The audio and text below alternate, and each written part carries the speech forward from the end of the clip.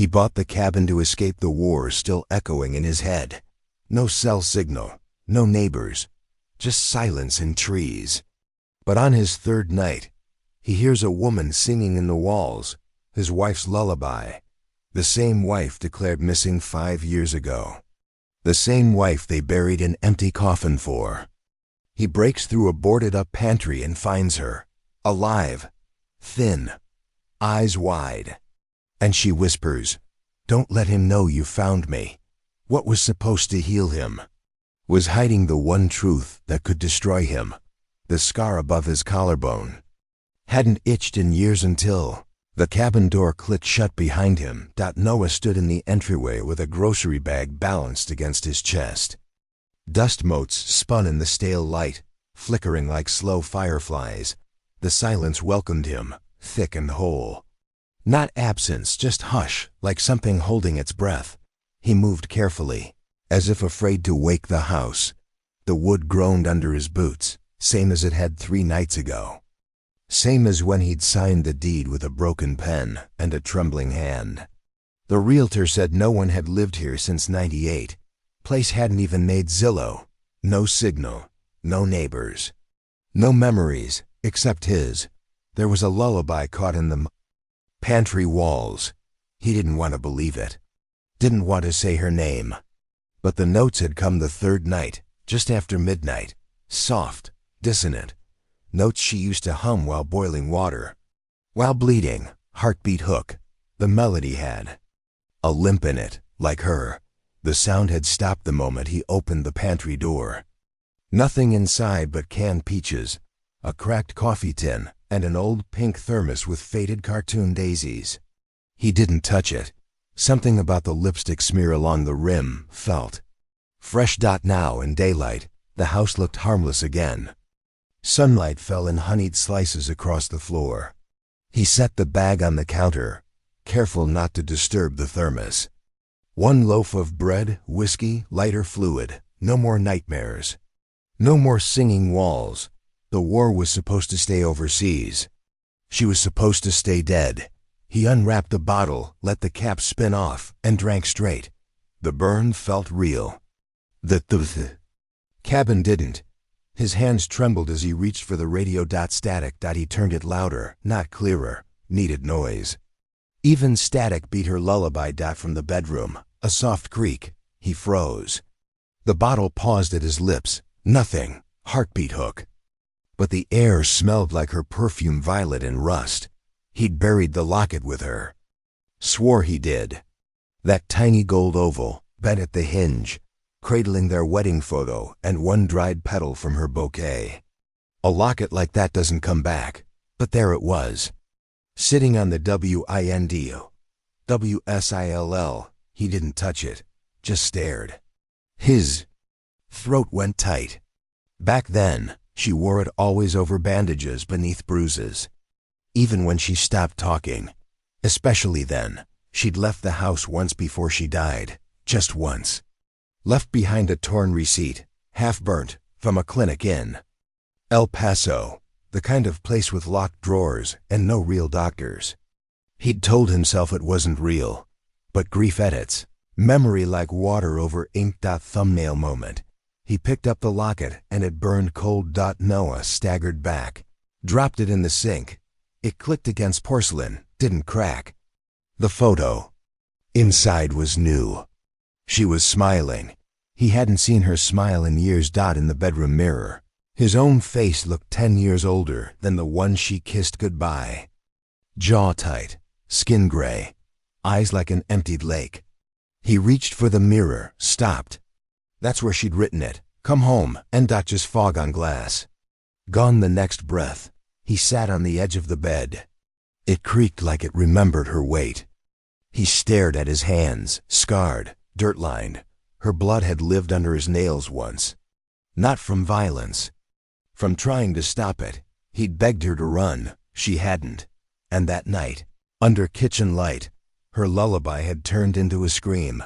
Retention spike line. Some men kill with their fists. Others with silence. He hadn't raised a hand. Never. Did, but he left. That night. Drove until he crossed state lines, told the coroner she fell. Never asked how she was found curled in the pantry, the locket clutched in her fist. Now, the pantry hummed again. He stood. Took the whiskey with him. Each step toward, it felt like walking backward through time. The hum grew softer, lower, a heartbeat under floorboards. He gripped the pantry knob. The metal was warm. He opened it slow. Still cans. Still coffee tin. Still thermos, but now taped inside the door was the receipt. Whole UNBURNT. El Paso Medical Group, 3 ducks pregnant. Dr. Securty's name wasn't on it. Hers was full, bold, written like she still believed she'd get out. He pressed his forehead to the wood. Breathing uneven. Flash her hand on her stomach. The way she laughed once, just once, saying, "I think we get a second chance." And him, nodding, lying. Lying because the deployment came first. And now, behind the pantry wall, the humming grew teeth. Became a cry. Heartbeat hook. He put down the bottle and started tearing the wall apart. Fingernails broke first. Then splinters. Then drywall. One slab at a time. Wood and blood. His breath ragged. Her lullaby louder. It wasn't in his head. It was behind the wall. The forest outside fell to a hush so deep. Even the birds forgot themselves. And then light. He peeled back the last beam. Behind it, a crawlspace.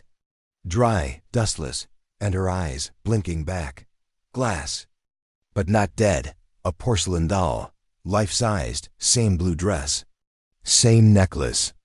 Same scar on the collarbone. It blinked, once, and sang. The song was hers. Retention. Spike line. But the song wasn't alone. At the doll's feet, another locket. Tiny, child-sized, and a USB drive. Taped beneath it. He reached for it, but stopped. Because beneath the doll, carved into the wood in her old handwriting, "You always said you'd never raise a hand. You didn't have to. You just watched." The melody turned minor. He sank to the floor. Hand on his heart, not for grief. For recognition. She'd been trying to tell someone. All this time. CDA seed.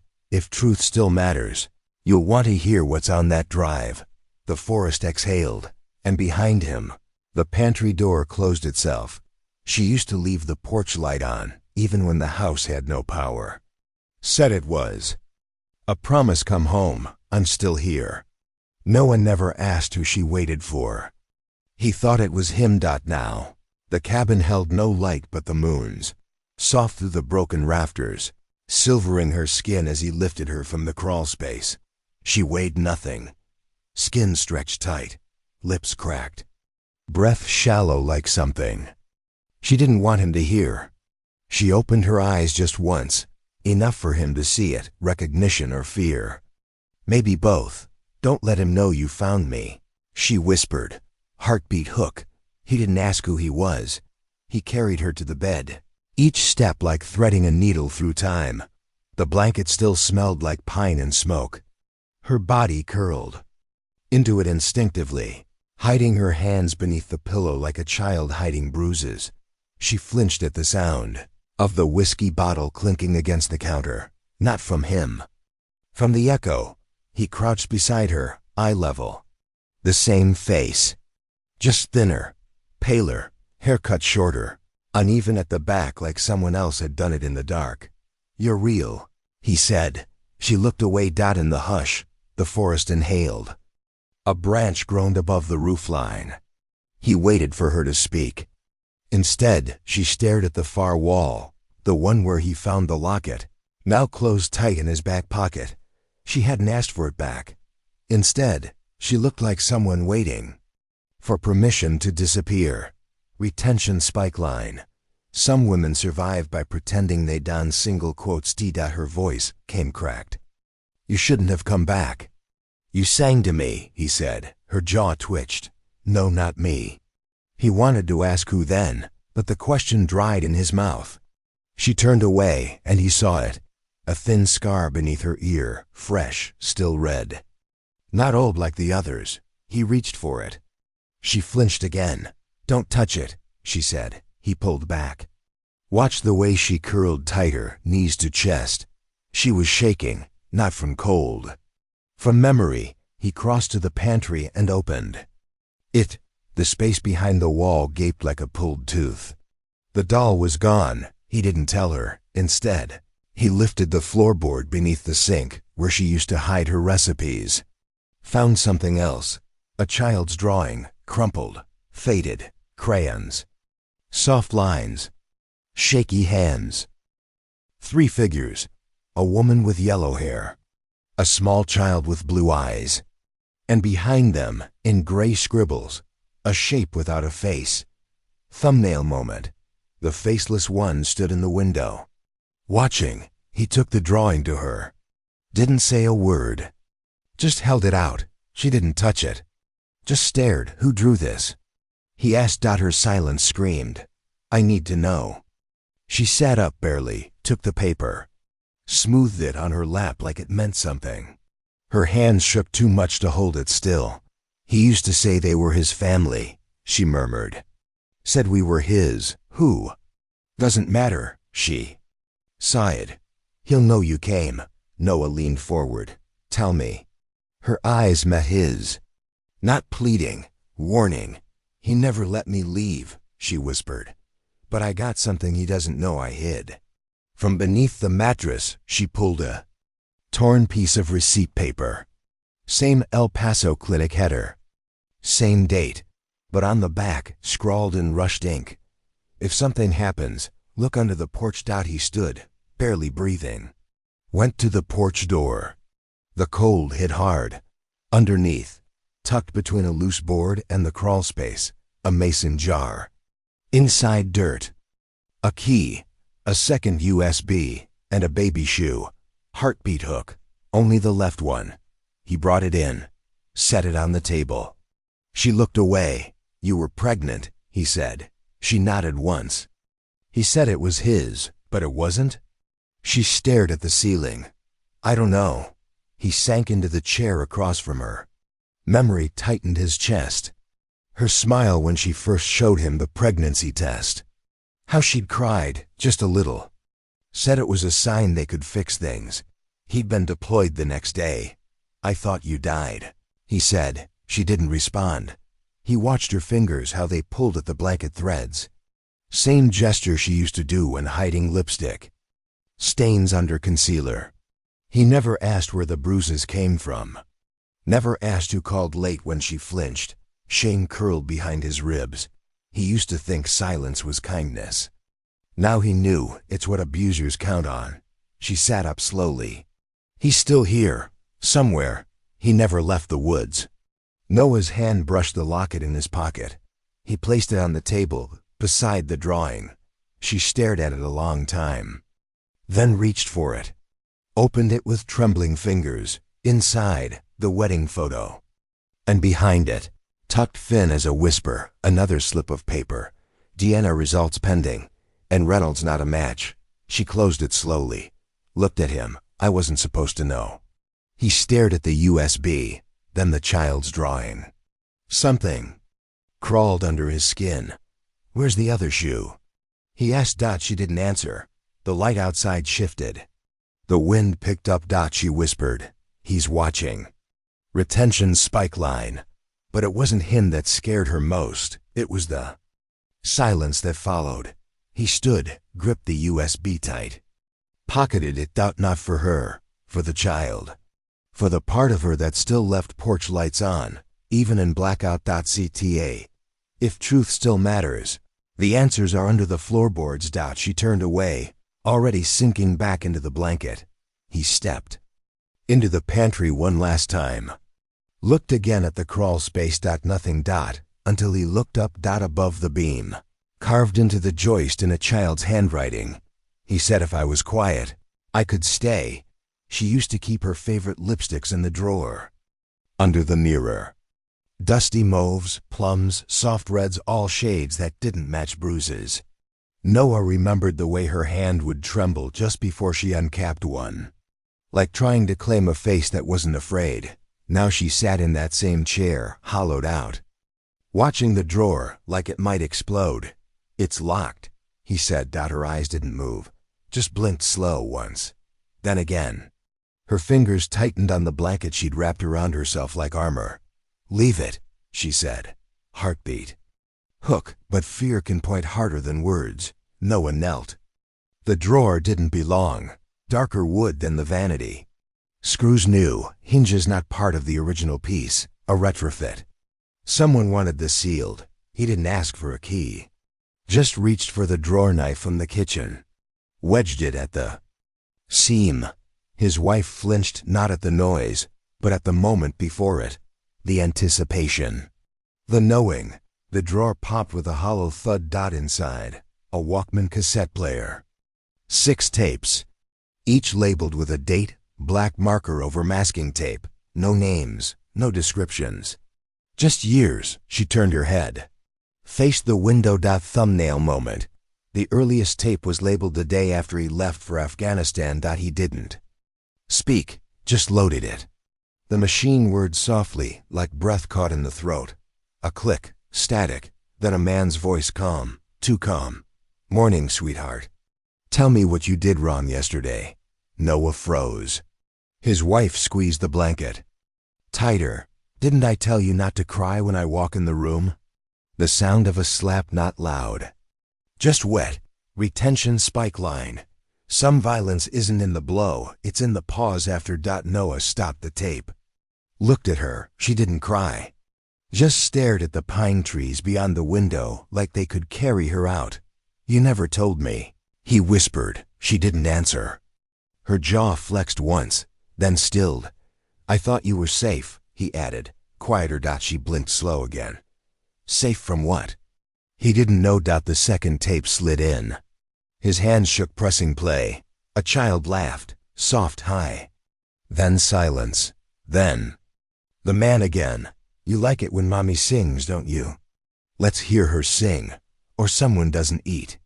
Something metal hit something harder. A fork maybe, then her voice. Shaky, off-key.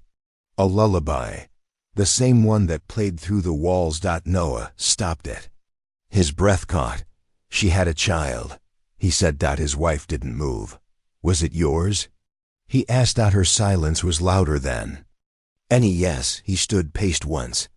Grief threatened to twist into rage, but there was nowhere to throw it. No enemy here. Just the ghosts of what he missed. She looked at him now, eyes glassy. "I didn't want you to find this." "Why?" "Because you'll want to fix it, and it's too late." He sat, took her hand. The scar under her ear pulsed faintly. "I should have seen something, heard it in your voice." She looked down at their hands. "You did. You just didn't want to believe it." Retention spike line. Not all betrayals are loud. Some wear wedding rings. He reached into his pocket, pulled out the USB he'd found. Set it beside the Walkman. "Is this part of it?" She didn't answer. He opened the last drawer under the mirror. Found a velvet ring box tucked inside, a piece of china. A teacup handle, lipstick still on the curve. She reached for it with shaking fingers. "I left it there that day on purpose. I wanted him to think. I broke, so he wouldn't look under the floor again." What was under the floor? She met his eyes. A name, on paper, not his. Her hands moved slow, deliberate. She took one more tape, no date. "Just a question mark." "Don't," she whispered, almost too soft. But he had to. The voice clicked on, softer this time. "You think he's coming back?" "You think he still cares?" she gasped. Covered her mouth. "I buried him," Noah said. The tape continued. "You buried something. But not me." The sound of a chair dragged. Then crying. A child again. And then the question, "Who told you he was dead?" Noah stopped it. The air in the room collapsed. Outside, a bird hit the window. Dropped like a stone. CDA. If truth still matters, someone needs to dig deeper. She didn't move. Didn't blink. Just let her hand rest on the tape player like it was her own coffin lid. Behind her, in the mirror's reflection, he saw it. A figure in the woods. Still. Watching. The first time Noah met her father. The man offered a handshake too. Firm, too slow to let go. Eyes that scanned like a soldier, not a parent. That night, she cried into Noah's chest and said, "He's not angry, he's just like that. But fear doesn't need volume. It just needs pattern." Now, years later, the knock at the door came soft, not tentative. Measured. Noah rose from the table.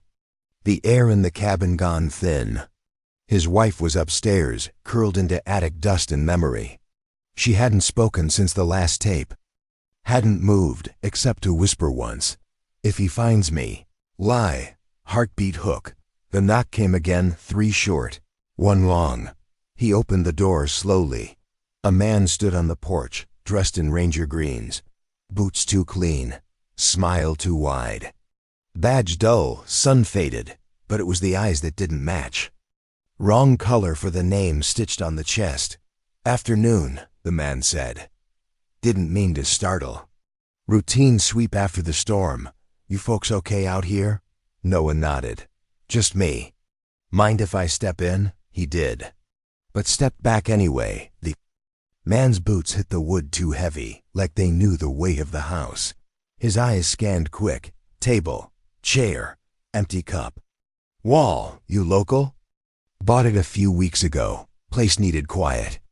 The ranger chuckled like that was a punchline. "Don't they all?" He tapped the badge with a gloved finger.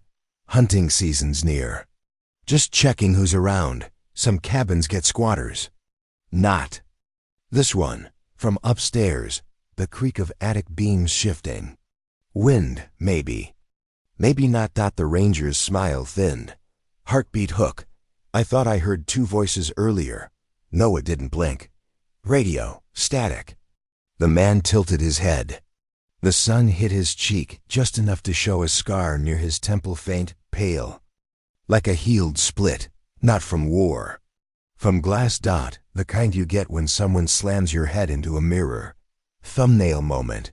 He removed his glove to adjust his collar, and the ring on his hand caught light. Gold. Thick. Engraved edges. It was her father's. Noah's mouth dried. "You lose someone in the war?" he asked. The ranger looked up slow.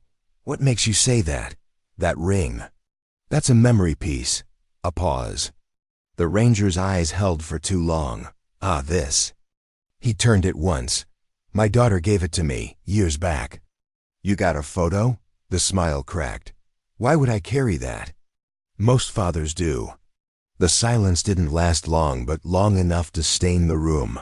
From the ceiling, so faint it might have been imagined, a soft breath. Then a shift of dust. The ranger turned, pretending to admire the grain of the doorframe. "You said you bought this place?" "Got the deed in the truck. No need, just routine." He looked back, softer now, almost tired. "You ever lose someone, Mr. Reynolds?" Noah didn't answer. The ranger rubbed the scar near his temple. "My daughter used to hum when she was scared. Lullabies. Same one every time. Just the same 4 notes. You ever hear something like that?" Retention spike line. Some questions aren't about answers. They're warnings in disguise. "I've heard wind," Noah said. "Wind doesn't cry." A pause. The ranger moved toward the door. "Storm's turning west. You'll want to check the shingles. Some things come loose when you don't bolt them down." He stepped outside, then turned back. "And if you see anyone strange around women, children, that kind, keep your eyes open. Not everyone out here wants to be found." He tipped his hat. The ring glinted again, and from the attic window, behind the curtain's edge, a pale face peeked out. She mouthed a word. "Father." Noah stood frozen in the doorway. The ranger didn't look back. Walked to his truck, slow and sure. Tires didn't crunch gravel. Just rolled. CTA. If justice still matters, follow the footprints that shouldn't exist. Noah shut the door, turned the lock, then the bolt, then leaned his head against the wood. Behind him, something shifted. He turned. The lipstick-stained china cup on the table was gone. The sound of dirt hitting wood That's what haunted him most. The slow, steady rhythm of a fake burial. Of grief. Rehearsed by strangers in pressed suits and cheap flowers.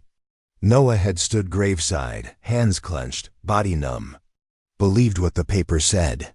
Accidental fall. Believed because the coffin was closed. Because her father wept just enough. But tape. One didn't begin with mourning. It started with a list. Day 1. Subject sedated. No complications. Denies pregnancy. Noah sat in the attic now, cross-legged on floorboards, the cassette player cradled in his lap like a confession. The window behind him leaked pale morning light. Dust floated like ash. His wife slept below shallow, twitching dreams. She hadn't. Asked what was on the tapes. She already knew. He pressed play on tape 2. Her voice quiet, hoarse. I want to go home. You are home. A man's voice, calm, controlled. Her father, I want my husband. He left. You think he'd still want you like this? A long pause.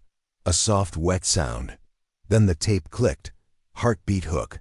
Noah rewound it, because pain, once tasted, demands seconds. Tape 3. A door creaking open. She sobbed. You told me I fell. Then I lost it. You did fall. But not far enough. Noah paused. Stared at the wall. The wallpaper peeled in one corner, like it wanted to turn away. He played tape 4. Then 5. Time. Blurred. Names vanished. It was just pain now cataloged, spliced into minutes and hours.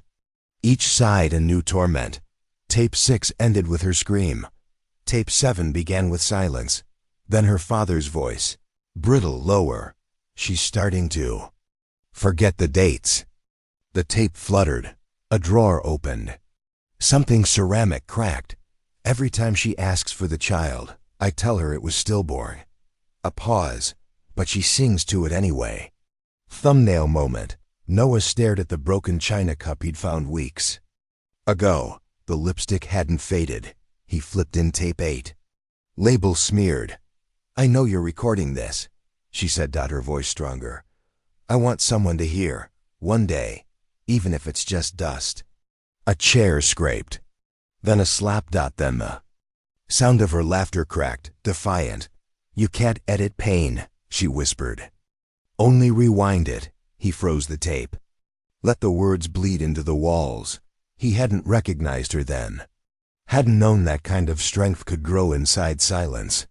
She'd been trying to leave him a map, and he'd mistaken it for wreckage. Downstairs.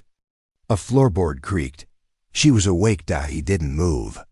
Just loaded tape 9. This one began with wind, then crying. Not hers. A child, faint, new. She was panting. It's a girl, she whispered. I want her to have my name. Footsteps, a slam, then her father's voice. You think she'd be yours? After what you've done? A door creaked. A latch. Then dash slam. Tape stopped. Heartbeat hook. Noah stared at the player like it might crack open and hand him the child. He opened tape 10. Nothing but static. He skipped to 11. More static. He held the final cassette in his palm. Tape 12. Unlabeled. He didn't press play. Not yet. Instead, he reached for the torn clinic receipt tucked in his pocket. Held it beside the tapes like they might explain each other. Pregnant, 3 weeks. His name not a match, she tried to tell him, not with words. With lullabies in the walls. With lipstick she kept applying to a mouth no one listened to. He pressed play on 12. Her father's voice again. Not calm now, he'll come for her. He thinks she's dead, but if he finds this place. The tape popped. Then, a second voice. Whispered, closer. If anyone hears this, you need to ask, why didn't he look for the body? Noah flinched, retention spike line. Because the coffin was sealed before he saw her.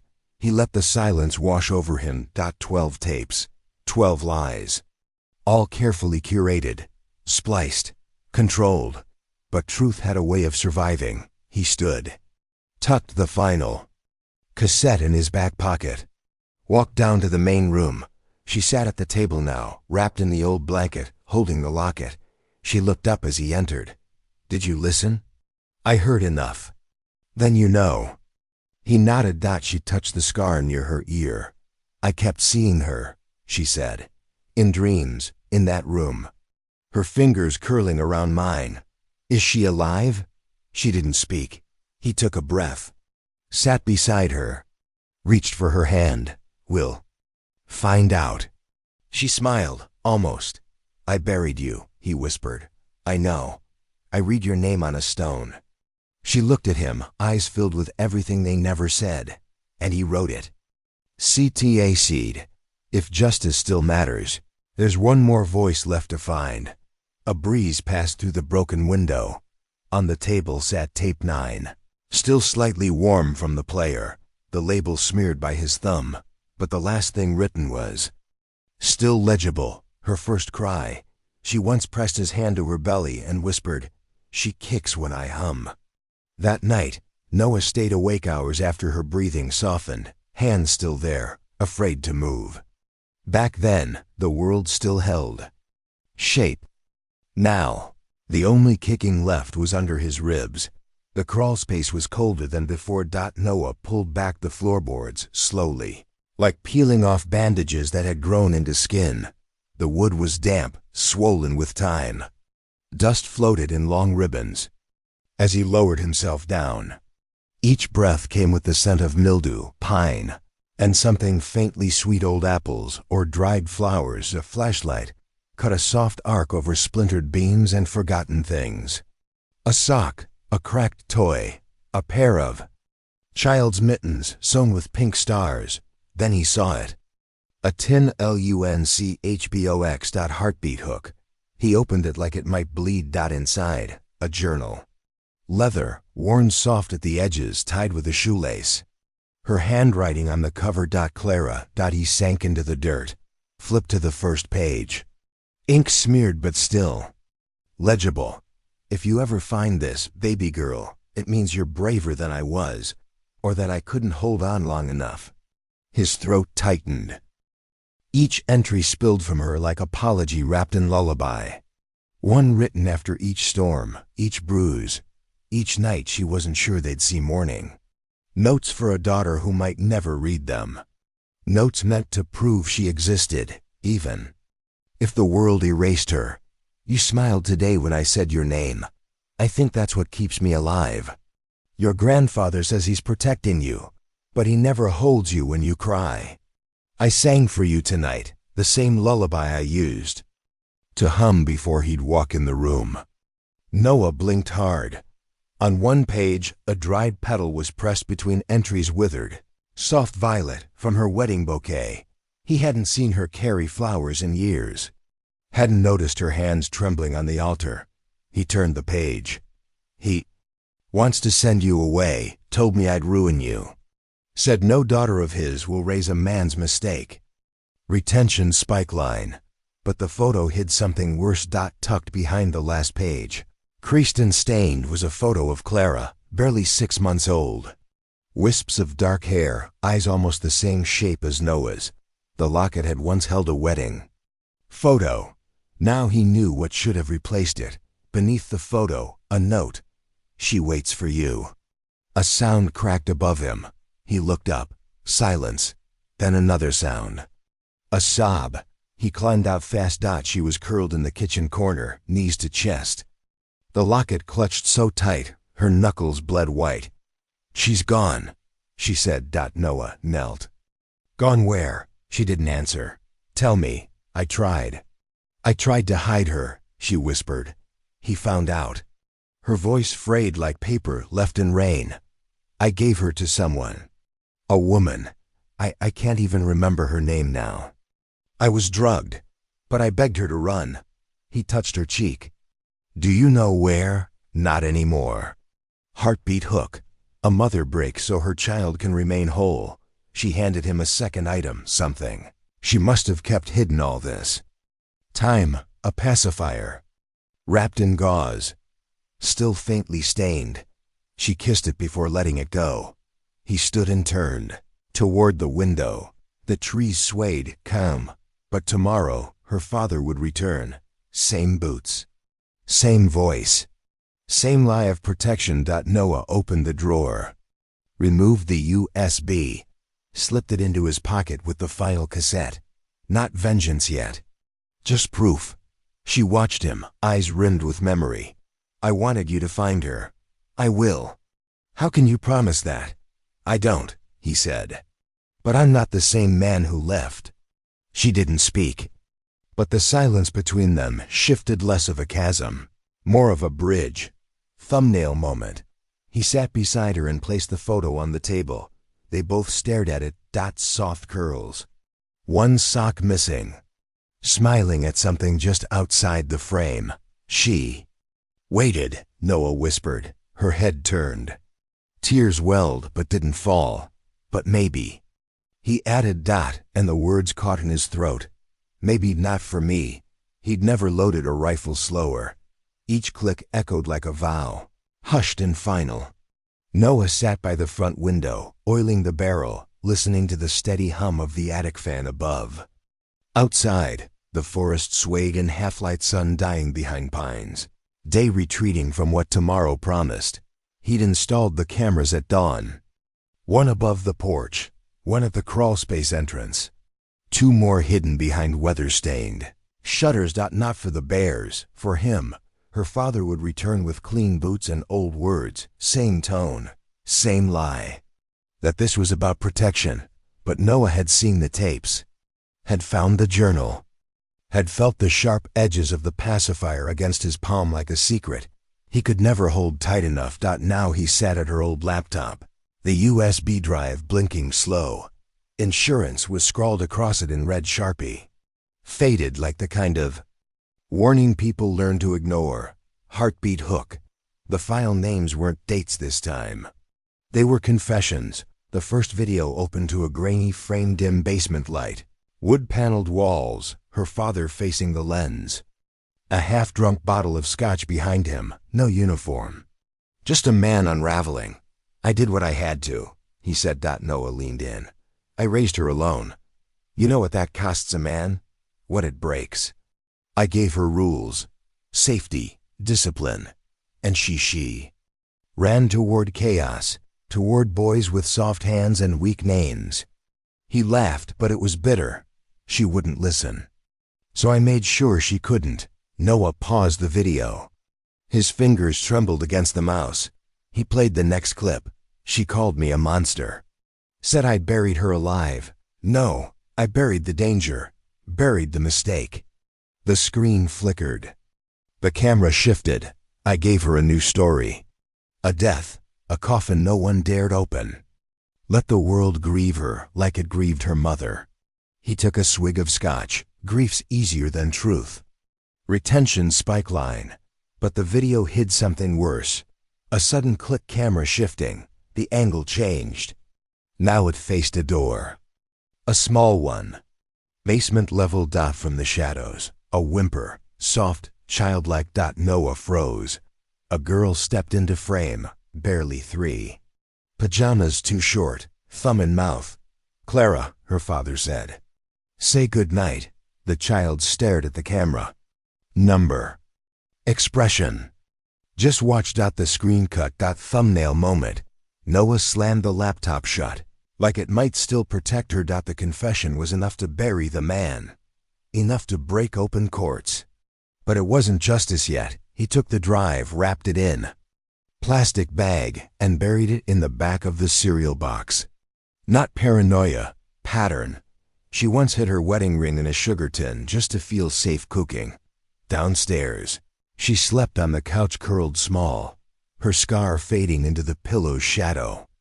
She hadn't asked about the cameras, or the gun, or the drive. Her silence held trust and resignation in equal parts. He walked back to the desk, sat. One final file blinked on the USB. Door 9-7/14. He almost deleted it, but opened it instead. Video began with the same room. Same door, older footage, grainier. Warmer light. A woman stepped into frame. Not her. Blonde, mid-30s, holding a child, The girl turned her face to the lens. Same eyes. Same scar above the brow, he remembered. Pressing his lips to once before the delivery room, filled with silence. Noah leaned forward. Breath shallow, the woman spoke. I don't know who this is for. But she's safe. She doesn't remember much, just lullabies. And a man's voice that made her flinch.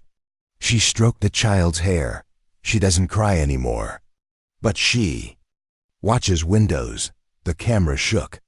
A door opened behind them. Time to move again, the woman whispered. If you ever see this, she didn't get lost. She was taken. Heartbeat hook.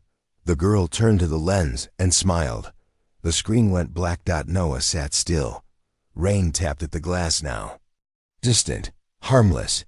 He reached for the locket on the table. Opened it. No longer a wedding photo. Now it held Clara's picture ripped from the journal. She wasn't hidden. She was stolen. The floor above creaked. She stirred.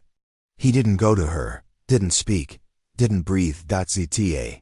If justice still matters, follow the child who forgot how to cry. Instead, he stared at the screen, still black. But somehow, it watched. Back. The last time her father smiled was the night he identified the body. Noah had watched from a distance, unsure what grief looked like on a man made of orders and silence. Now standing on the same gravel path outside the cabin, Noah saw that same smile, perfect, practiced, hollow as a grave with no bones in it. I figured you'd call eventually, her father said, stepping forward like they were old friends. Can't outrun blood or the truth. The gas can clinked as it was set by the porch post. He didn't try to hide it. Behind Noah, the door stayed shut. She was upstairs, watching, breathing him in like smoke. Noah clenched the locket in his pocket. You lied, he said. You drugged her. Buried her alive in papers and silence. Took Clara. Her father laughed. Took? No, saved. That girl was already broken. And that baby? She didn't belong to anyone who could protect her. Where is she? Safe. Heartbeat hook. The word safe had teeth now. You think safety means erasing someone? Noah asked. I think safety means control. Something you gave up the second you ran back to war instead of staying. To be a man. Noah's fist moved before thought. A clean, sharp crack across the jaw. Her father stumbled back. Still smiling, the scent of fuel bled into the air. I buried the guilt, her father said. Not the truth. Noah stepped forward. You buried your daughter. No, the man snapped, and for a blink, just a blink, the mask slipped. She was weak, like her mother, always dreaming, always humming. That lullaby she sang at the night I broke her ribs. A match flared between his fingers. You're not walking out of here, Noah said. Her father tilted his head. Neither are you. From the cabin, a sound, not words. Wait. Her footsteps finally returning to the world, she stepped out. Barefoot, blankets still around her. The scar at her neck visible now, pulsing red against skin gone pale. No, she said quietly. You don't get to burn this down. You already did. She passed Noah without looking at him. Faced her father. Eyes full of every lullaby she ever had to swallow. He looked smaller now, not weak, but afraid. Thumbnail moment. She knelt, picked up the gas can, and tipped it over. The fuel splashed across the porch. Her father stepped back too late. His boots soaked. She dropped the empty can. You always said fire cleansed, she said. Then she turned to Noah. The drawer, she whispered. He didn't ask. Ran inside. The drawer under the mirror, the one that once held lipstick like armor, was wedged tight. He yanked it open. Inside. The final tape. No label. The wind shifted outside. Smoke now rising from the corner of the porch. Noah grabbed the tape, stuffed it into his jacket, then ran for the attic where the old tape player still sat. She didn't follow him. She stood in the yard now, her father stepping back as the flames licked the porch rails. You think I'll beg? He asked. No, she said. You'll lie, and you'll lose. Heartbeat hook. Because the fire wasn't revenge, it was resurrection. Noah slammed the tape in. The screen flared to life. A girl, 8, maybe 9. A playground behind her. A school sign in the background. Briarwood Hope Campus. She spun, laughing. A woman stepped into frame mid-30s, holding a UNCHBOX. The same lunchbox from the Crawlspace. The woman leaned in, whispered something. The child nodded. Mama said someone would find me. Noah's hand pressed to his chest. The camera zoomed out. A school. A foster mother he'd never seen. A life that had kept moving without them. She wasn't hidden. Noah whispered. His voice cracked. She was stolen. Outside, the cabin's edge flared high. The flames hissed over roof shingles like the house had waited too long to speak. The porch gave way. Her father screamed. But the sound didn't last. CT. If justice still matters, it begins with fire and ends with a name. Noah stood in the doorway. In the final seconds of the tape, the girl turned to the camera, held up a crayon drawing. 3 figures. A woman, a child, and a man waiting at the gate. The last time he said her name out loud, it was to an empty room, just her journal. In his lap, her handwriting folding across the page like breath he'd missed. Clara. Every letter tender. Half prayer, half proof. She'd written it to preserve something no one believed survived. Now Noah stood on a cracked sidewalk in a neighborhood, too quiet to trust. Wind shifted leaves across manicured lawns. Porch lights flicked on in the soft hush before sunset. The woman from the video opened the door before he knocked. I wondered how long it would take you, she said. He didn't speak. Just showed her the tape. Her expression didn't change, but her hand trembled when she stepped aside. She's in the back, she said. Heartbeat hook. He nearly turned around then. Because hope hurts more than grief. The hallway smelled like orange peel and laundry soap. No photos on the walls. Just one watercolor thumbprint painting taped to the fridge. See, in purple glitter. They reached the sliding glass door. The backyard held a wooden swing, a plastic slide. A fence painted yellow, flaking in the corners. And her Clara. She ran toward. The fence, hair wild, arms out, blue eyes squinting in the sun. She wasn't smiling, just searching. She stopped when she saw him. The world hushed. She didn't speak. Neither did he. Just watched each other. The foster mother stepped forward. Quiet. She waits at the fence every day, she said. I never asked who she was hoping for. Noah's hand found the locket in his pocket, thumbed it open. Clara's photo inside. Not this old, not this real. She looks like her mother. She hums like her too, the woman said. That same lullaby, soft, just before bed. Clara walked toward the glass. Noah stepped back. I don't know what to say to her. You don't need to, the woman said. She already knows. He looked at her then. Fully. Lines in her face. Sleeplessness in the eyes, but softness too. The kind only grown from guilt and staying anyway. I know who you are, she said. You're the man they told her was dead. Thumbnail moment. Noah's knees nearly gave. I didn't choose that. I know, she said. But she doesn't. Retention spike line, and memory, once rewired, takes its shape from silence. He stepped out onto the porch, knees aching. The wind caught the bottom of his jacket like it wanted to pull him back. Clara sat on the swing now, facing the house. One hand trailing in the dirt, she glanced up at him, didn't wave, didn't flinch, just stared, curious, cautious. And then, almost not real, she mouthed a word. Daddy. Noah didn't breathe, didn't blink. She mouthed it again. Daddy. The foster mother stepped behind him. She only says it at night. When she thinks no one hears, she remembers. She remembers what matters. The swing creaked. He walked toward her, slow. Each step felt like walking into the life he should have had. One he didn't earn, but couldn't turn away from. Clara kicked her feet. Just once, looked up. He crouched beside her. "Hi," he said. She didn't respond, but her lips moved. "Are you real?" Noah nodded. Barely. She held something out to him. A folded page, crayons, 3 figures, a fence, a moon dot, and one man standing apart outlined in pencil. Noah's hand closed around the drawing. "Do you remember me?"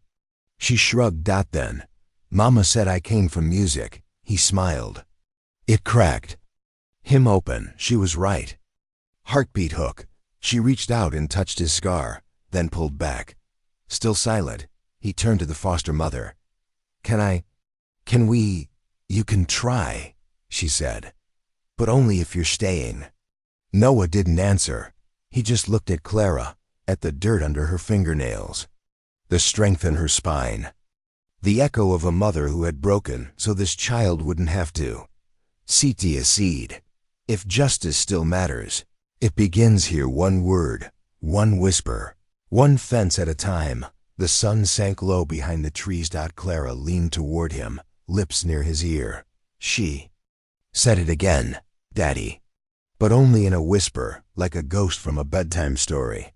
She wrote the first letter on hospital paper. Still bleeding, still shaking, still unsure if her daughter had survived the night.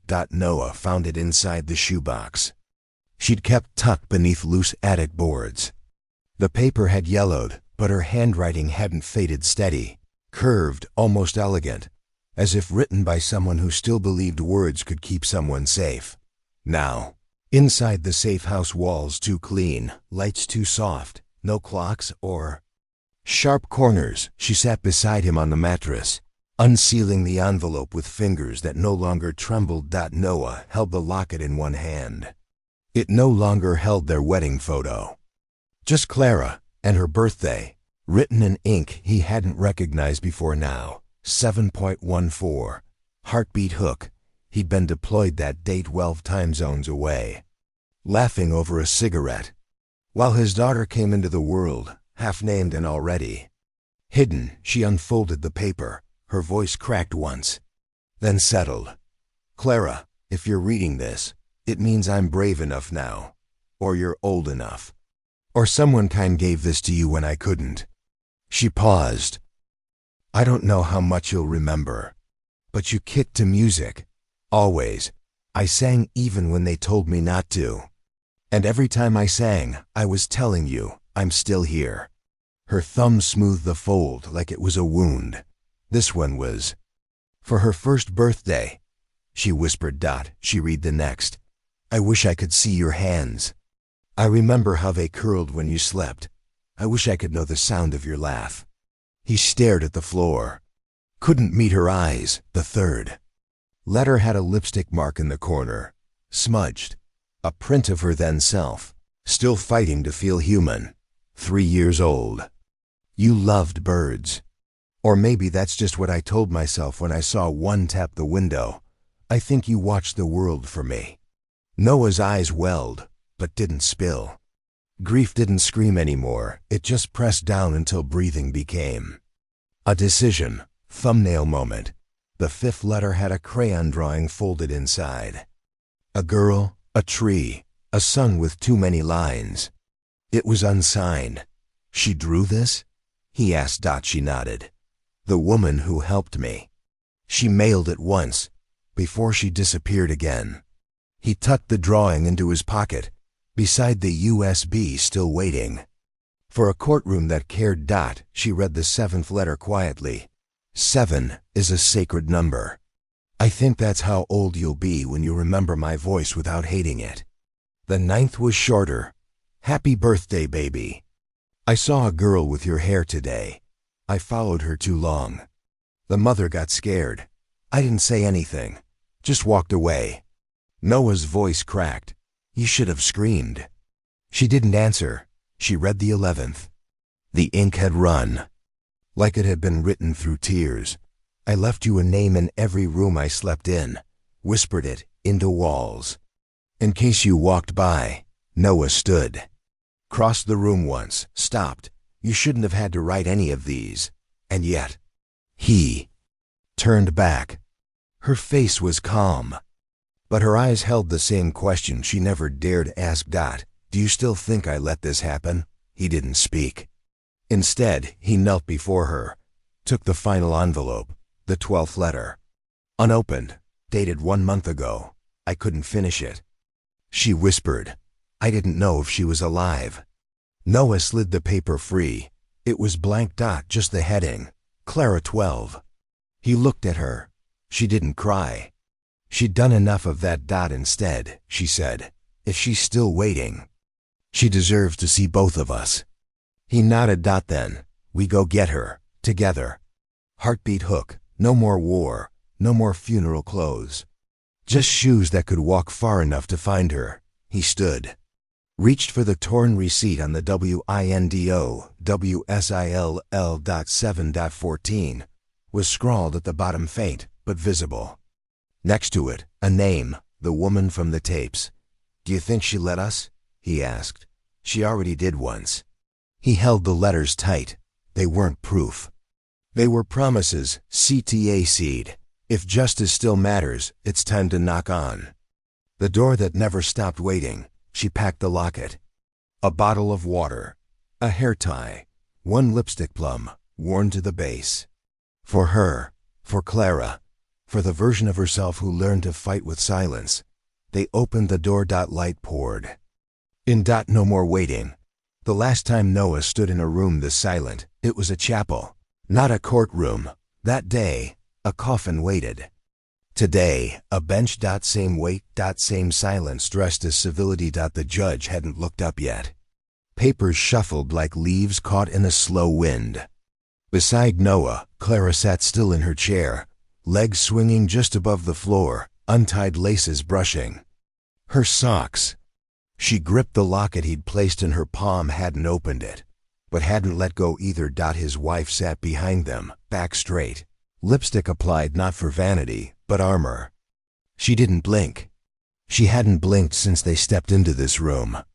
The scar beneath her ear caught a sliver of light. Across the aisle, her father wore his old uniform, polished buttons. Clean shave. False badge still tucked into the box. Of seized evidence. He looked smaller now, but not sorry. Heartbeat. Hook. He smiled when Clara entered. The judge spoke at last. Let's begin. Names were read. Files acknowledged. Exhibit numbers entered into memory like wounds into skin. The USB was inserted. The first video played. Day 1.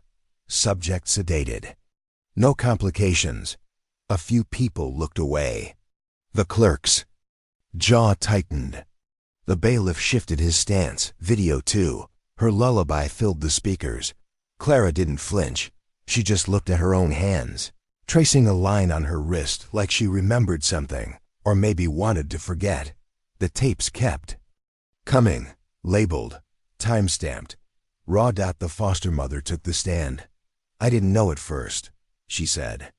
She just showed up with a name pinned to her coat. Clara, no birth certificate, no records. Why did you keep her? I couldn't. She looked at Clara, then at Noah. She drew him, she said. That's how I knew. A drawing was passed forward, crayons, a figure at the edge of a gate, thumbnail, moment. Noah recognized the shape of his own scar in the lines. The judge turned to Clara.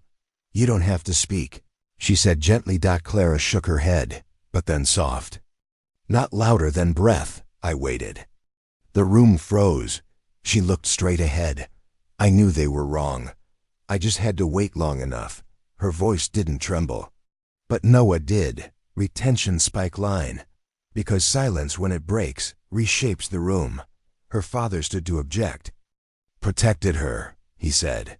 The judge held up a hand. The last file played. The confession. Noah couldn't watch it again. But he did. Double quotes. You think she be yours? After what you've done? The baby cried on the screen. Then the slam. The room didn't breathe for 7 full seconds. When it ended, her father didn't speak. Just sat, eyes sunken. Not guilty, just hollow.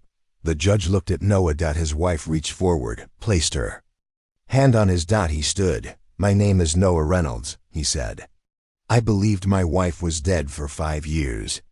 I believed our daughter was never born. I have lived in the kind of silence people don't come back from. He turned to Clara, but she did. Clara looked at him. Finally opened the locket. Saw herself. Didn't smile, just nodded once. Slow. The judge folded her hands. This court grants full and permanent guardianship of Clara Reynolds to Noah and Lila Reynolds, effective immediately.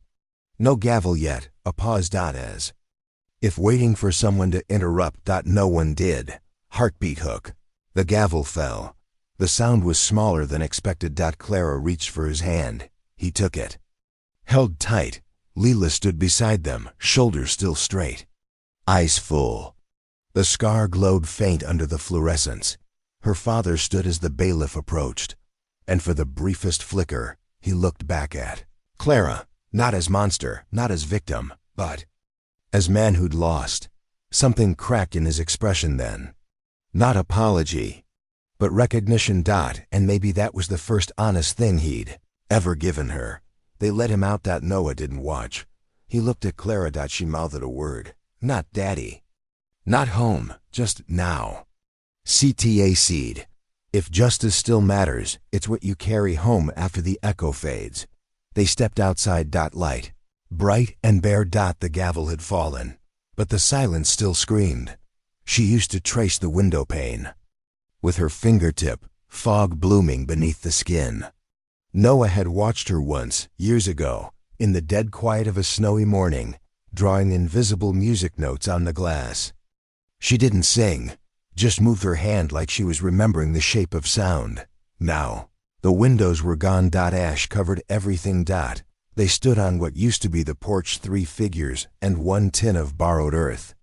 Clara's small hand was tucked inside her mother's, and Noah's arm wrapped around both, not as protection, but tethered. What was left of the cabin curled into the air behind them, smoke long gone, but the scent clung like a warning.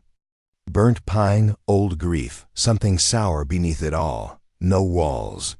Just memory held upright by habit. Noah knelt first. He untwisted the lid. Inside, dirt from the false grave. The coffin they'd once wept over, empty, staged. That lie had weight, too. Clara didn't ask what it was. She just looked. Heartbeat hook. She always looked longer than she spoke. Lila joined him. She took the tin, scooped a handful of soil, let it fall. Her voice didn't waver. I don't want to remember what happened here. Noah glanced at her, surprised. She shook her head. I want to remember what didn't. Clara took her turn. Her fingers curled in the dirt like it was sand. She whispered something. Neither of them caught it. They didn't ask her to repeat it. The forest stood quiet, windless. Even the fangwood windless. Birds knew to stay back. They scattered the last of the dirt at the place where the pantry once stood. The spot where Noah had torn open the wall with his hands. Where he found the doll, the locket. The sound that wasn't a hallucination. Now. It was just earth. And a torn piece of wallpaper curled in the corner like a ghost still clinging to the frame. Clara walked to it, picked it up. Held it like a question. Lila knelt. That was my room, she said. Clara didn't say anything, but she tucked the wallpaper into her pocket like it mattered, like it had always been hers. Retention spike line. The house was gone, but the walls remembered. Noah stood back, pulled his phone from his pocket, pressed play. The lullaby crackled. Through the speaker recorded from an old cassette, filtered through time and hiss. But it was still hers. Still the same 4 notes she hummed when no one was listening. The same tune Clara once sang to herself in the foster home window. She looked up now. Listened. Then joined in. Barely audible. Soft. Like a girl humming. Not to be heard, but so she wouldn't disappear. Lila froze. Her eyes filled. Noah reached for her hand. This time she didn't pull away. They stood there. 3 shadows stitched by melody. The locket hung at Clara's neck now. She didn't open it. Didn't need to. She knew who was inside. Thumbnail moment. Lila exhaled slow. Full, like something Long caged had finally collapsed. She turned to the ruins. I hated this place. Noah nodded. Me too. But it kept something alive, she said. Some part of her.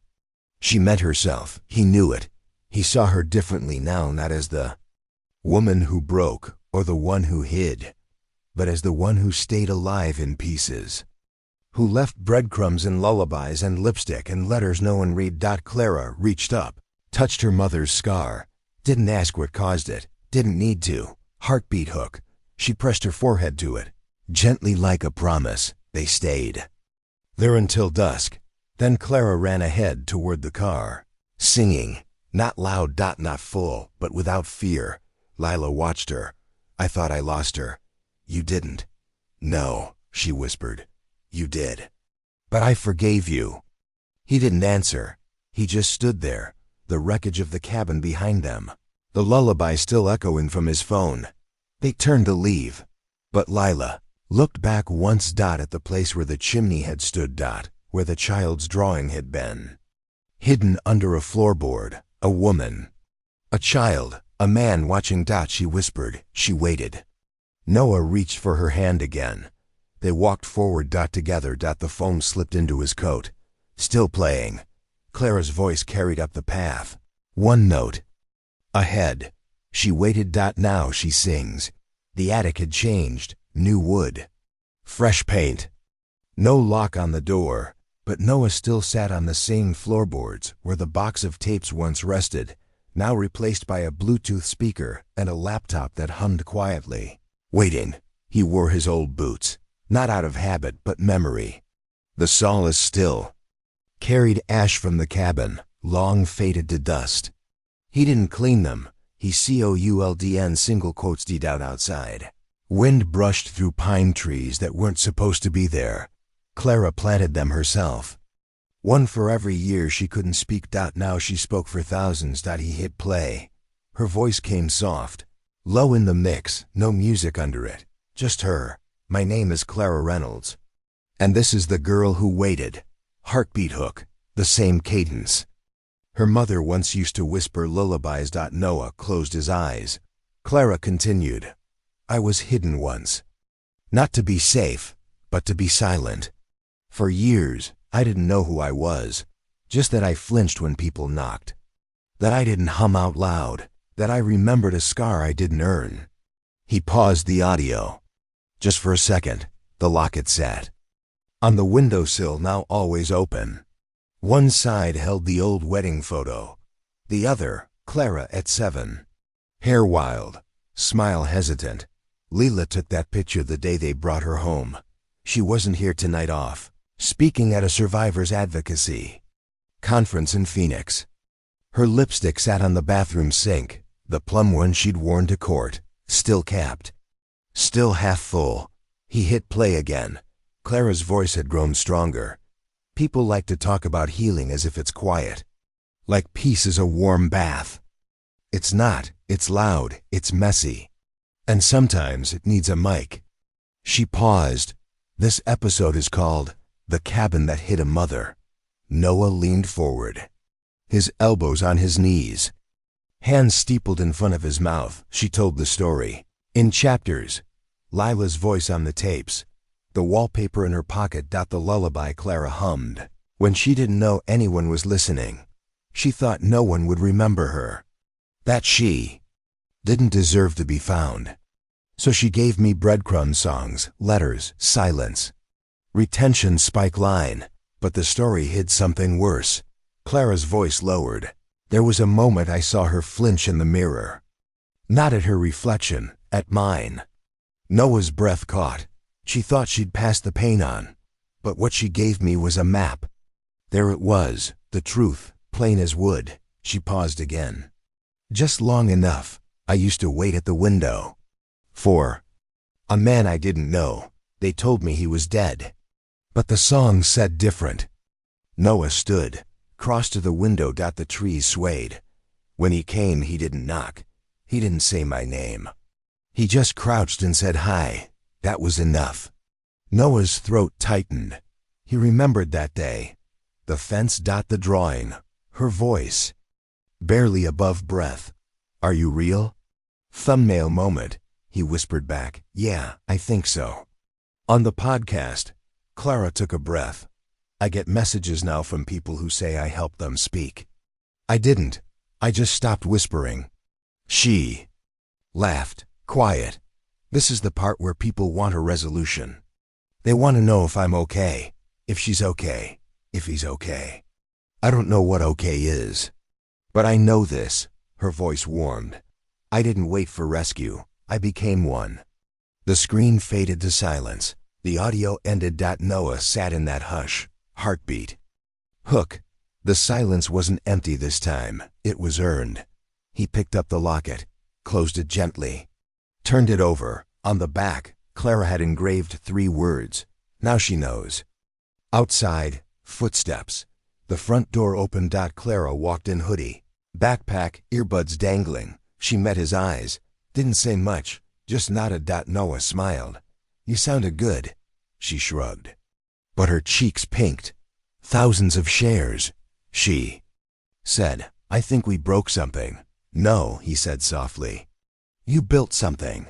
She walked past him, upstairs. Then stopped, turned back and said it. Not whispered. Not from a story, Dad. He blinked. Yeah? Clara grinned. Thanks for waiting. CTA seed. If justice still matters. Listen closely. It may sound like a child coming home. She disappeared into her room. Noah sat in the attic. The trees outside still swayed. Boots still held ash. And the girl who once waited, she didn't wait anymore.